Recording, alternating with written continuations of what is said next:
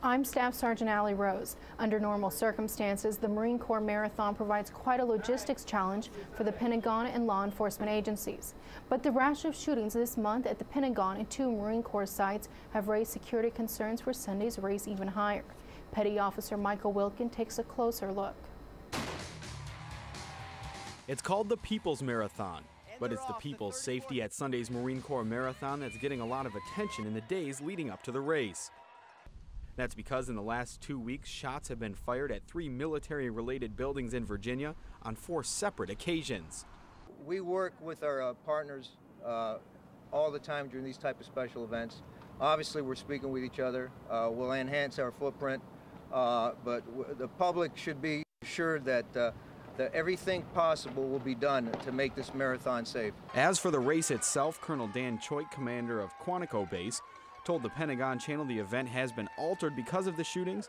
I think the details that need to be mentioned is the fact that we're working very closely with the FBI and local law enforcement agencies, with Arlington County Police Department being in the lead, and that we're looking at the shooting incidents, the threat that it poses, and where additional measures need to be put in place, they in fact are.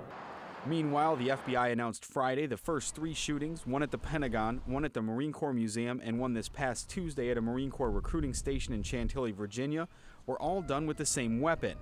The second shooting at the Marine Corps Museum Thursday night is also assumed to be connected. So far, no one has been arrested. We believe this suspect has a grievance surrounding the U.S. Marine Corps. It may be that he feels he has been wronged by the Corps in his professional and/or personal life. The subject of his grievance does appear to be the institution of the United States Marine Corps, and not the individual men and women Marines. Up to 30,000 people are expected to run in the marathon, as well as hundreds of thousands of spectators who will line the 26.2-mile course. The race starts near the Pentagon, and the course passes the area again just before the finish line. Petty Officer Michael Wilkin, Pentagon Channel News. And keep it right here for more on this investigation. I'm Staff Sergeant Allie Rose with your Pentagon Channel News Update. For the latest military news, signature programming, and more, head to PentagonChannel.mil. You can also follow us on Facebook or even on Twitter.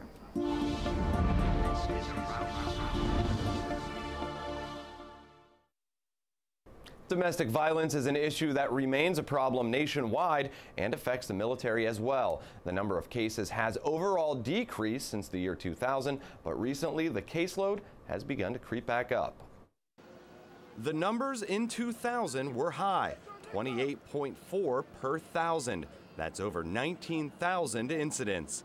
But by 2003, the complaints had reduced significantly to 24.6 per thousand couples. One likely reason for the decline, the start of the war in Iraq. We do know that part of the reason for the decline is that service members have been in overseas contingencies such as Iraq and Afghanistan. 2007 saw the lowest number of the decade, 21.5. But soon after that, with the Iraq surge underway, the number of domestic violence cases began to climb. By 2009, the rate per 1,000 couples was back to 24.7. One possible explanation, added stress on the troops and their families. First, as a result of the multiple deployments and hardships associated with Afghanistan and Iraq, large swaths of the military, especially our ground combat forces and their families, are under extraordinary stress. It's stress, says the Secretary of Defense, that sometimes has adverse consequences for families. These consequences include more anxiety and disruption inflicted on children, increased domestic strife, and a corresponding rising divorce rate.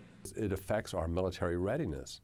Domestic violence, like other social problems, makes the job of the warfighter that much more complicated.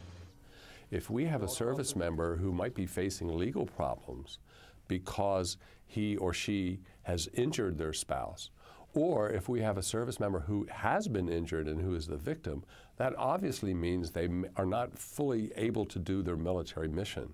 Domestic violence in the military plays into the typical national demographic, young and male, with one interesting twist. 70% of abusers are men, but 30 are women. Well, if you or someone you know is the victim of domestic violence, contact the DoD Family Advocacy Program. They're accessible on most bases. And coming up ahead and around the services, from the battleground to the playground, how the Arkansas National Guard is helping students win the war on drugs. But first, we head downrange with Deputy Defense Secretary William Lynn. We'll get his take on the success of troops on the ground in Afghanistan.